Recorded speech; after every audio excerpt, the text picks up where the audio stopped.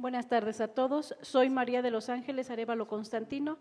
Vengo del estado de Guanajuato, sección 45. Un gusto trabajar con ustedes.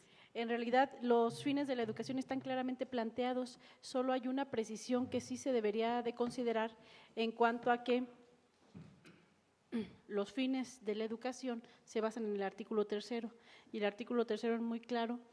Y esa claridad del artículo 3º no se ve a lo largo de todo el modelo educativo. Entonces, sí sería conveniente que a lo largo del modelo, desde que se habla de educación básica y hasta que se termina de hablar en educación superior, media superior, se remarcara claramente que es laica, gratuita, obligatoria y de calidad, porque pareciera ser que en algunos lados se va perdiendo y entonces eso hace que también los fines de la educación se vayan perdiendo a lo largo de la lectura del modelo educativo. Entonces, ¿esto para qué? Pues para que nos dé claridad a todos los maestros cuando lo leemos de esta articulación que se requiere en los 3 niveles de básica y la articulación entre básica y media superior. Entonces, es muy importante precisar que los fines están al principio, pero que deben estar a lo largo, sobre todo la parte del artículo 3º constitucional. En relación a los logros esperados al término de cada nivel educativo, coincido con los compañeros que me antecedieron y hablaron de esto. Parece ser que los logros esperados al término de la educación media superior no son ambiciosos, parece ser que se quedan como cortos. De hecho, y lo vamos a hablar y lo plantearé cuando hablemos de el currículum, las competencias que se desarrollaron en el anterior modelo eran más y más variadas y en este ya se van haciendo menos y minimizando o no profundizando tanto. Entonces, ¿cuál es el punto ahí?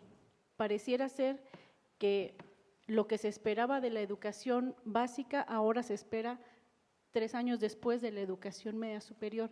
Parece ser que en vez de ir avanzando hacia la concreción de la adquisición de algunas competencias, habilidades, conocimientos, parece ser que ahora se espera menos de los estudiantes en el nivel medio superior que antes. Quisiera precisar esta parte del riesgo que se corre con los fines así expresados para la educación media superior. Primero, recordemos que la educación media superior no tiene cobertura universal ahora. Entonces, primero, lo primerito que se tiene que hacer es cobertura al 100%, entonces ya no se cumplen los fines. O sea, los fines de la educación así planteados para educación media superior son inalcanzables. No importa que se empiecen los empecemos a leer a partir de 2018, son inalcanzables. En 2 años no se puede tener una cobertura al 100% en educación media superior. Esa es una. Y la otra, los fines hablan de calidad y equidad en la educación. Los fines así planteados y la realidad que tenemos en media básica nos pone a pensar si en vez de calidad va a haber mayor inequidad, porque los subsistemas son tan diferentes, tan diferenciados, aunque se pretende igualarlos en una currícula base, deberíamos pensar en estas cuestiones, ¿es calidad o inequidad para la educación media superior? Así planteados los fines, es difícil que se puedan lograr en la educación media superior como está actualmente en México. Creo que en México está en desarrollo. Creo que los fines de la educación para la educación media superior estarían en desarrollo, no serían fines de la educación para este nivel. Voy a dividirlo en 2 partes. La primera tendrá que ver con cómo adquieren los recursos las escuelas de educación media superior para subsistir, y estoy hablando de infraestructura, estoy hablando de capacitación, estoy hablando de lo que requiere la escuela. Y por el otro lado voy a hablar de la participación de la comunidad, y por comunidad me refiero a padres de familia, sociedad, gobiernos locales, gobiernos regionales y gobiernos nacionales. En ese sentido bueno, retomo lo que dije hace un momento, no todas las escuelas de educación media superior tienen todas las condiciones para atender a todos los alumnos que solicitan la inscripción en esa escuela o que solicitan el ingreso en esa escuela. De entrada ahí ya no podemos poner la escuela al centro porque, pues, ¿cómo atienden a los alumnos que quieren ingresar? De entrada. Hay algunas modalidades en la educación media superior que participan por los recursos, hay algunos otros que están esperando la estructura desde lo nacional y hasta lo local para que les lleguen los recursos. Entonces, también este es un problema. ¿Por qué? Porque no siempre se cuentan con los recursos suficientes, pertinentes y en el momento en que se necesitan en la escuela, que también este es un riesgo a la hora de que hablamos de que la escuela está al centro, pues tampoco puede porque está en espera, o de que le llegue el recurso porque tiene que bajar muchos niveles, o de que le llegue el recurso porque a nivel estatal la Secretaría de Finanzas no lo libera. Entonces, esto la convierte en un sistema ineficiente y en ese sentido no puede estar todavía en el centro porque no puede atender todas las necesidades de los alumnos que tiene. Por otra parte, hablaba yo de calidad o inequidad. Cuando decimos que la educación media básica es educación para todos los alumnos y que los alumnos deben estar en la escuela, ¿cómo hacemos para que el alumno permanezca en la escuela? Y hablando hace un momento de deserción, cuando la escuela no le puede proporcionar todo lo que el alumno necesita y entonces sale por una de las cuestiones básicas en México, la economía. El alumno ya no puede permanecer en la escuela porque a veces no tiene para los camiones, para llegar a la escuela. Entonces, esta es otra parte, ¿quién va a apoyar? Y hablando de la comunidad que está alrededor de la escuela, no solo me refiero a las autoridades educativas o a los gobiernos, me refiero a todo lo demás que está alrededor de la escuela y que no queda planteado aquí claramente. Dice que el director hará una gestión estratégica de tal manera que se acerque de recursos, pero no dice el cómo, y este es un punto importante. Sí, un punto central de la escuela, que maneja la escuela al centro, es la parte de gestión que les corresponde a los directores. Y esta también se hace un poquito complicada porque en el papel habla de la gestión estratégica muy bonito, habla muy bien, pero falta esa capacitación en los directores porque además, vuelvo a lo mismo, las escuelas son tan diferentes en los diferentes sistemas que se manejan que un solo modelo de gestión no les alcanza para todos. Cada sistema tiene sus particularidades.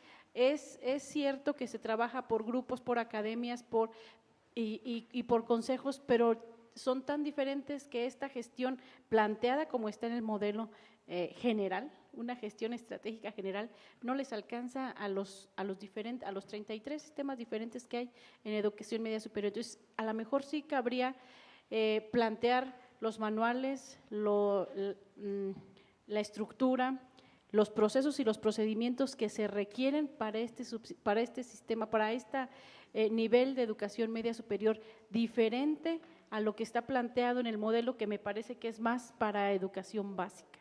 Entonces, yo creo que sí se necesita esa diferenciación, porque en un momento dado en el modelo nos perdemos y entonces hablamos de básica y de media superior como algo igual, y no son iguales, son totalmente diferentes y se hace falta esa precisión de por lo menos procesos y procedimientos, si hablamos de planeación estratégica, para un nivel y para otro. Me voy a regresar un poquito y a lo mejor tiene que ver con la pregunta que hacía el maestro antes. Yo creo que al modelo le falta definir qué tipo de humanismo, porque el modelo tiene varios conceptos tan amplios, tan grandes que se vuelven vagos. Yo puedo hablar de humanismo y mi humanismo es de Paulo Freire, pero el maestro puede hablar de humanismo y puede hablar de Edgar Morán. Son diferentes, no digo que estén excluidos, pero son diferentes. Al modelo le falta definir qué tipo de humanismo, así como qué tipo de concepciones pedagógicas y didácticas lo sustentan. ¿Y esto a dónde nos lleva? Pues a una vaguedad. Cada quien, desde su formación de vida, entiende el modelo como puede. Y ese es un reto que después la Secretaría de Educación tendrá que cumplir con la profesionalización o el desarrollo docente. Va a haber tantos modelos como maestros haya en educación básica y en educación media superior. ¿Por qué? Porque se habla de la vigencia del humanismo y sus valores. El humanismo no está centrado solo en el artículo 3º constitucional. Recordemos que eso es filosófico. Y el humanismo que necesitamos en las escuelas es el pedagógico. Entonces, ese hace falta, ese no está dentro del modelo. Si no queda claro eso, si no queda claro los aportes psicológicos que apoyan a la didáctica del maestro, claramente la corriente o las corrientes o el grupo de corrientes que nos van a apoyar o que sustentan este modelo, el desarrollo curricular que tenemos aquí planteado va a fracasar de entrada. ¿Por qué? Pues porque cada quien lo entendemos y en educación media superior más, porque entonces hay un currículum base y yo me pregunto, ¿qué pasa con la autonomía de las universidades? Porque ellas también tienen media superior ¿Qué pasa con las preparatorias de las universidades? ¿Ellos también se van a adecuar a este modelo? ¿Ellos van a hacer su propio modelo? Que es algo que no nos han dicho, es algo que no está claro. Cada universidad autónoma, pues es autónoma porque tiene autonomía en todos los aspectos. Entonces, ahí va a haber otra vaguedad, pues ahí va a haber otra diferenciación, y el maestro hablaba otra vez de esa inequidad. ¿A cuál bachillerato me voy? ¿Al que sirve o al que no sirve? ¿Sí me explico? A lo mejor este comentario se oye muy crudo, pero puede suceder. Es algo que está ahí latente. Entonces, por eso decía, me voy a regresar. ¿Cuál humanismo? ¿De qué estamos hablando cuando hablamos del modelo educativo? Para que todos hablemos de lo mismo. Me parece una fortaleza que se puede rescatar es que se cree un sistema de formación docente o de fortalecimiento o de desarrollo profesional docente para los docentes de educación media superior. Eso es una fortaleza, me parece, porque no existía, y no existía porque cada subsistema pues lo hacía de diferentes maneras.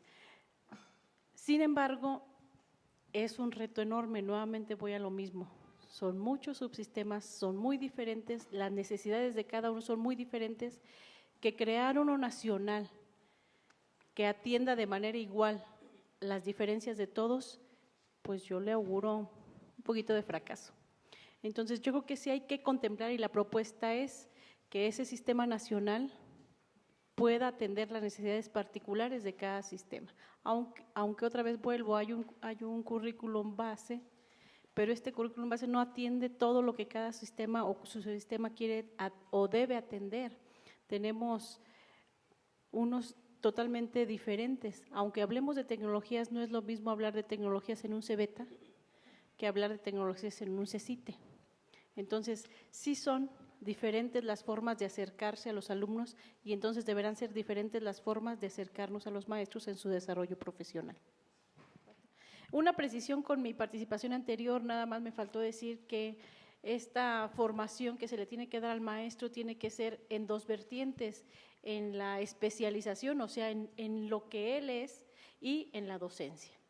Precisamente por lo que ya el compañero Raúl comentaba, es un arquitecto que necesita actualizarse en su profesión o en la asignatura o materia que imparte, pero actualizarse también en las herramientas didácticas que necesita para estar frente a un grupo. Y creo que este modelo nos da la posibilidad de revisar lo que es el Sistema Nacional de Formación Docente. ¿Por qué? Porque concuerdo con los compañeros, se parte de una evaluación sin un previo de un diagnóstico, y entonces, ¿qué se evalúa? ¿Qué entiende el servicio profesional docente por servicio profesional docente? ¿Solo evaluar? ¿Evaluar a partir de qué? ¿Qué entiendo yo por formación, por desarrollo, por actualización, por capacitación? Porque son cosas distintas. Y entonces nos centramos o durante los años se ha centrado en darles un cursito a los maestros. Y bueno, así lo decimos, un cursito, y es de macramé o es de cocina o es de todo menos de la profesionalización que yo necesito. Sí, claro, pues todos cuestan, la educación cuesta, pero todas las empresas capacitan a sus empleados y no les cuesta a los empleados. Entonces, eso es un momento importante para revisar qué hace el servicio profesional docente, hacia dónde va, qué se entiende por formación y desarrollo profesional, porque no se maneja aquí. Y que esa formación y desarrollo profesional sirva para eso, para que la calidad del trabajo que realiza el maestro se vea reflejada en el aula, no para que se vea reflejada en el despido o en la sanción. Porque si un maestro sale idóneo, por ejemplo en básica, pues le dan su contrato y se lo quitan en mayo para que no genere derechos y no genere antigüedad, y entonces eso, ¿qué le provoca a la persona, al ser humano? Porque estamos hablando de una base humanista del modelo, pero ¿qué le provoca a una persona que le digan, no terminas el ciclo escolar, o sea, no te pago todo el año, te pago hasta mayo y te cambio, y entonces es como por contrato?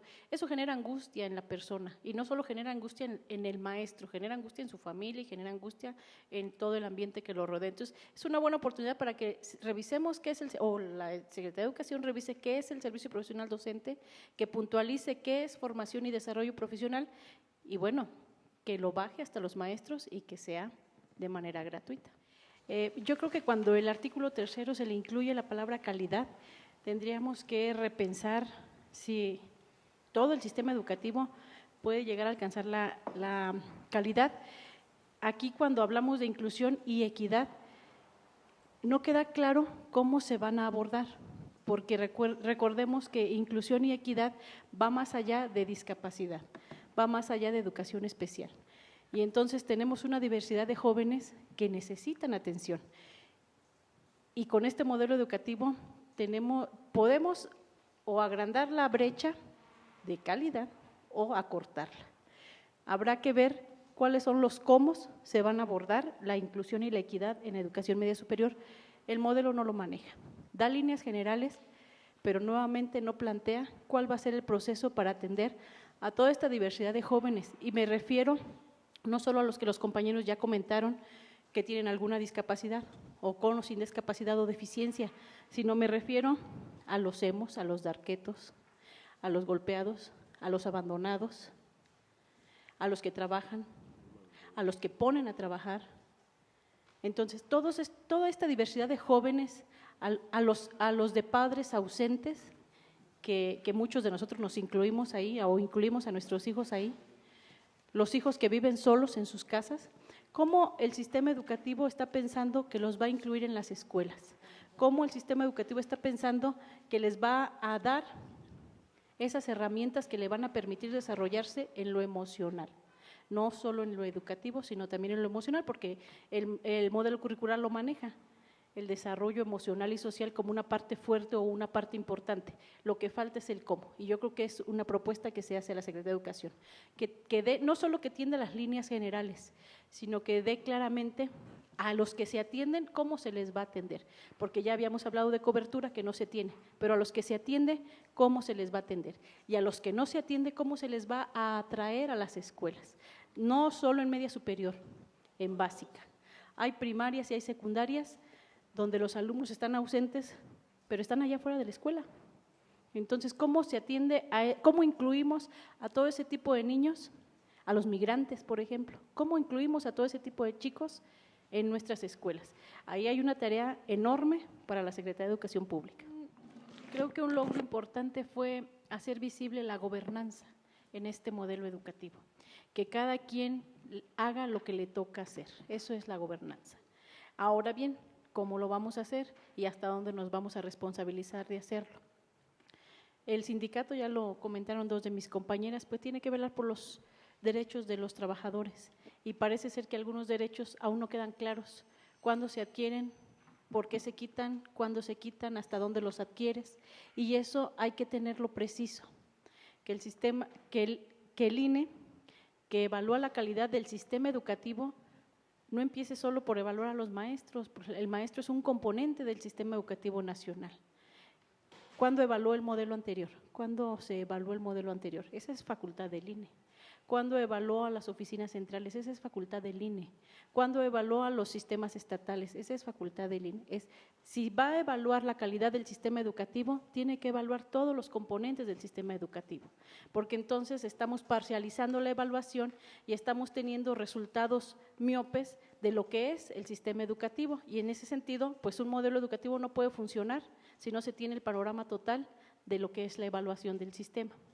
Por una parte, entonces, que quede claridad de qué le toca al INE y cómo lo va a hacer, porque si entonces nada más parcializa y evalúa una sola parte, pues los otros componentes del sistema quedan en la oscuridad. Otro componente, ya lo decía el maestro, los padres de familia, hasta dónde les toca participar, y de los padres todos los consejos de participación social, hasta dónde les toca y qué les toca, que también quede claridad, porque sí, efectivamente México es uno de los países donde la sociedad civil, los padres de familia son los que menos participan en la educación de sus hijos y la responsabilidad queda adentro de la escuela y no afuera de la escuela. Entonces, a mí me parece un acierto grande que se deje ver la gobernanza y que se deje ver qué le toca hacer a cada quien para que no se quede la responsabilidad solo dentro de la escuela. Gracias. Habla de estas condiciones que tienen que prevalecer para que el modelo pueda desarrollarse como debe desarrollarse, como está planteado. Me parece que es importante que resaltemos varias cosas que no se hacían o que no se tenían contempladas en la media superior y que en básica pues ya estaban salvadas algunas. Por ejemplo, en la media superior no se trabajaba con un órgano colegiado, pero sí con colegiados, con academias. Entonces, es un trabajo que ahora nada más se formaliza. Me parece que ahí tiene una fortaleza, que se empiezan a formalizar varias cosas tendientes a que el trabajo se vaya haciendo más formal. Yo vuelvo a insistir en lo mismo, las condiciones más apremiantes no están en el currículum, que tiene sus pros y sus contras, o en la organización de la academia. Las condiciones más apremiantes están en los recursos que la escuela puede o debe recibir para atender a los alumnos que debe atender. Me parece que ahí está la laguna, ahí está el meollo para mí del asunto de media superior, es cómo atiendo la cobertura al 100% en educación media superior con calidad. ¿Dónde va a estar la eficiencia y la eficacia? ¿Voy a hacer más con lo mismo o voy a tener más para poder hacer más dentro de la institución? Eso no está claro todavía. Sí se plantean las condiciones, sí me parece que se hace evidente o se formalizan algunas cosas que se iban haciendo, pero falta esta parte de cómo se va a hacer. Nuevamente yo vuelvo al cómo. Se va a pretender que cada subsistema haga más con lo que ya tiene.